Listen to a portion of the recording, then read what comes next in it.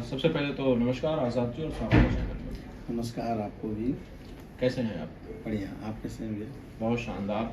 आज़ाद जी, आपका नया गाना एक रिलीज़ हो रहा है, मैं चाहता हूँ आपको गाने के बारे में बताएं। अभी एक गाना मेरा जो आ रहा है अभी फ़िलहाल, मैंने उस गाने का लिरिक्स मैंने लिखा है और आर्या शर्मा ने म्यूज़िक किया उस गाने का, और फीमेल में शिल्पी राज ने गाया है और मेल में पवन जी ने गाया है, जो कि अभी हम लोग हाल ही में अभी शूटिंग करके आए हैं कुछ दिन पहले ही।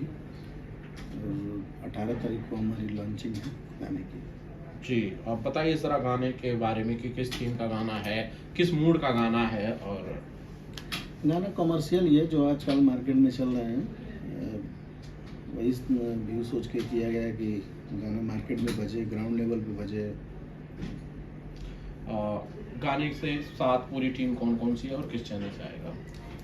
गाना आएगा, हमारे एक भैया हैं योगेश मिश्रा जी, जो कि दबंग सरकार के डायरेक्टर रहे हैं, उनका चैनल है एक नंबर म्यूज़िक, तो उसी चैनल से आएगा। अभी उस चैनल पे मेरा एक और भी गाना चल रहा है, लोला धके पीस दे अब। उसके पहले एक मेरा गाना आया था रोटी गोल गोल, तो ठीक जा रहा है, मतलब दर्शकों का प्यार मिल रहा है और अगली तैयारी है पवन जी की।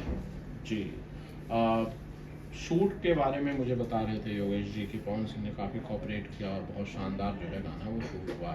आप थे वहाँ पे, आपने क्या देखा? जी, मैं शूट पे गया था और जैसे कि तरह तरह की खबरें उड़ती रहती हैं पवन जी के बारे में, तो जाने के बाद सबको एक अनुभव हुआ कि नहीं, दूर से मतलब लगता है कि पवन जी ऐसे हैं वैसे हैं, टाइम नहीं देते, बट जाने के बाद जब उन्होंने काम देखा, उनको भी चाहिए अच्छा काम, अच्छे टेक्नीशियन चाहिए।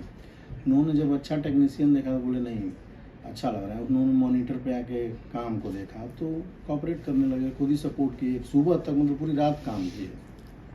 अच्छा लगा काफ़ी, मतलब अभी मुझे बहुत काफ़ी मतलब परिवर्तन नज़र आ रहा है और फुल एनर्जी में मतलब काम कर रहे हैं। जी, आपने कौन कौन से गाने पवन सिंह के लिए किए हैं आज़ाद जी? पवन जी के लिए तो खैर मैंने बहुत गाने लिखे हैं, जिसमें कि आप सबने सुना होगा छलकता हमरो जवानिया, जो कि सबसे पॉपुलर रहा है। और मेरे भी मतलब मैंने उसके पहले भी बहुत सारे गाने हिट दिए हैं, बट छलकता हमरो जवानिया से मेरे गाने का एक मतलब मेरा मार्केट में पर्सनल एक लेबल बना, जिससे लोग मुझे जाने, दर्शकों तक मैं अगर जाना गया तो कहीं न कहीं छलकता का बहुत बड़ा हाथ है। उसके अलावा बहुत भी सारे गाने, सॉरी सॉरी करके पवन जी के साथ था, बाबा धाम में मेरे बहुत सारे गाने हिट हैं, पिपरवा के तरह, होली के गाने हिट रहे हैं, देवी गीत, माई की आरती चलता है मेरा, दुर्गा पूजा के चंदा, बहुत सारे गाने हैं। जी, वैसे आज़ाद जी, क्या आपकी खेसारी लाल यादव से कोई लड़ाई हुई है? नहीं, ऐसी कोई बात नहीं है।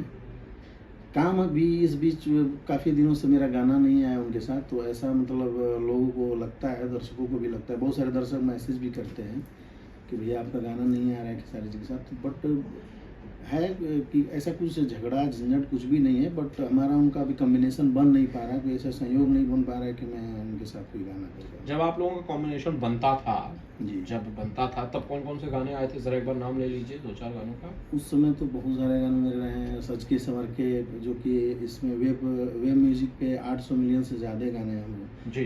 दबंग सरकार का एक मेरा गाना था, पागल बनी बेकारे पत्थर की। हम्म।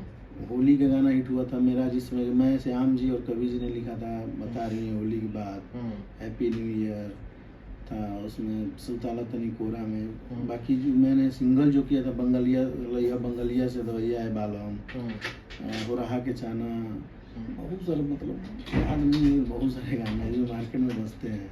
और इन बहुत सारे गानों में बहुत सारे मिलियन व्यूज़ हैं। जी।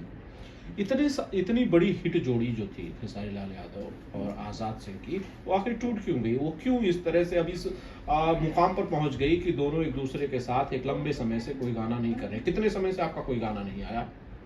अभी पिछले साल मैंने किया था लागेलू जहर, उसके बाद अभी हमको लगता है बाबा धाम हमने लास्ट किया था, बाबा धाम में 1-2 गाने आए थे, उसके बाद से मैंने नहीं किया। जब महीने में करीब एक गाना आ ही जाता था अमूमन, जी।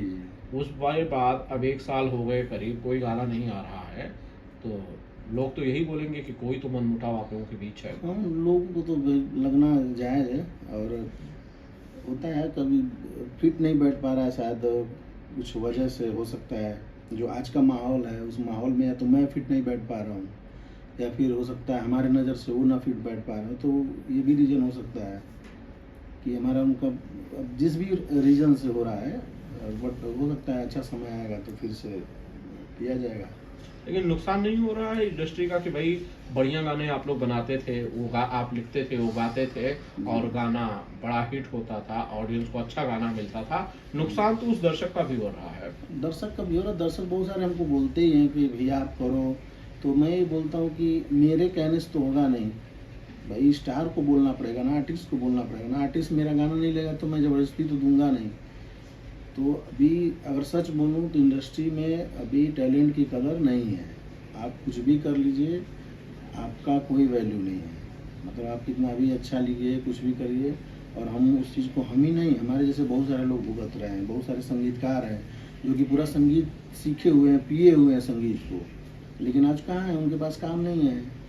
इसलिए नहीं है कि टैलेंट का कोई महत्व तो नहीं है हमारी इंडस्ट्री में। तो चल रहा है, सब लोग अपने अपने, जिसको जहाँ से फ़ायदा मिल रहा है वो अपने अपने फ़ायदे में सब लोग कर रहे हैं। एक सवाल का मेरे जवाब दे दीजिए आज़ाद जी। आपने कहा कि भाई प्रतिभा की कोई कीमत यहाँ नहीं है, उसकी कद्र नहीं है। अगर ऐसा होता तो पवन सिंह जैसा बड़ा आर्टिस्ट आपके गाने को गाता, योगेश कुमार मिश्रा जैसा बड़ा डायरेक्टर उसे अपनी कंपनी से रिलीज करता, तो टैलेंट की आपकी कदर है, तभी ये चीज़ हो रही है। नहीं, मैंने सभी को नहीं बोला। मैंने क्या बोला कि ऐसे नहीं कि सारे लोग ऐसे हैं, कुछ लोग हैं जो समझते हैं उस चीज़ को, जिनको लगता है कि नहीं इनमें ये चीज़ें हैं, मुझे करना चाहिए। इनके साथ मैंने ये चीज़ें किया है पहले भी हमने, लेकिन सारे लोग नहीं समझ। अगर सारे लोग समझते तो मेरे हिसाब से, मैं अपनी पर्सनली बात नहीं कर रहा हूँ, मैं इंडस्ट्री के बाकी गीतकार की भी बात कर रहा हूँ जिन्होंने सिनेमा को अच्छे अच्छे गाने दिए हैं।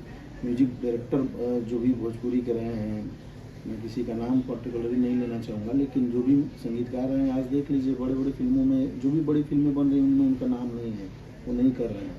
तो कहीं ना कहीं कुछ तो मतलब दिशा चेंज हुआ है। इसमें नुकसान किसका है? इसमें आप जैसे गीतकार का नुकसान है या किसी बड़े आर्टिस्ट का नुकसान है जिसके गाने एक एक साथ 6-6 गाने ट्रेंडिंग में होते हैं? क्या उस आर्टिस्ट का नुकसान है? आर्टिस्ट का कोई नुकसान नहीं है, ये इंडस्ट्री के लिए नुकसान है। आर्टिस्ट का कोई नुकसान नहीं है, ना ही हमारा नुकसान है, क्योंकि काम तो हम भी कर रहे हैं, वो भी अपने जगह पे कर रहे हैं, सब अपने अपने जगह पे कर रहे हैं। फर्क यही है कि स्टार कहीं और काम कर रहा है, हम कहीं और काम कर रहे हैं। क्योंकि सिंगर जो होते हैं, सिंगर के भी ऑप्शन हमारे पास है, उनके पास भी हमारे ऑप्शन है, हर तरह की चीज़ें हैं। खेसारी लाल यादव का ऑप्शन आपको कौन नजर आता है इंडस्ट्री के अंदर, आजाद जी? देखिए अभी तो फिलहाल कोई नहीं दिख रहा है।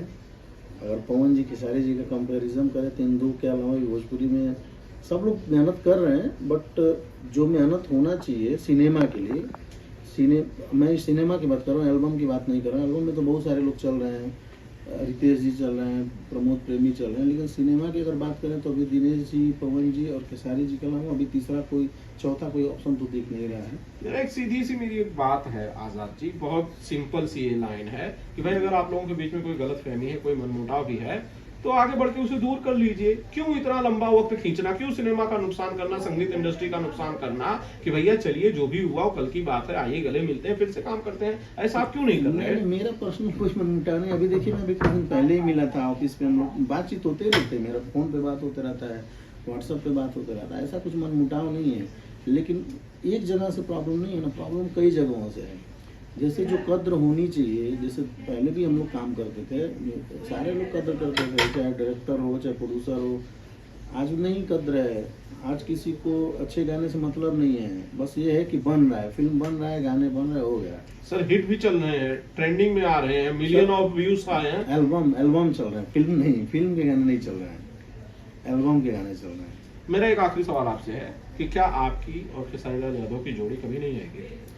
ऐसा तो नहीं कह सकते, हो सकता है जल्दी ही आ जाए। गाने बन के रखे हुए भी हैं, बट अब कंपनी से उनका अभी शायद नहीं बन पा रहा है, पेमेंट को लेकर कुछ है अंदर का मामला।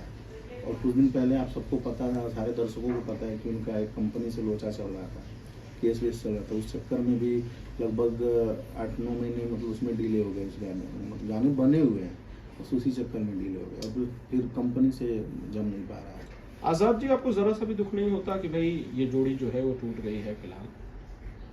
बिल्कुल दुख होगा, अगर आप साथ रहते हैं हमेशा और ज़्यादातर साथ में काम करते हैं और फिर अचानक एक साल गैप होने लगता है तो तकलीफ तो थोड़ी बहुत तो होती है।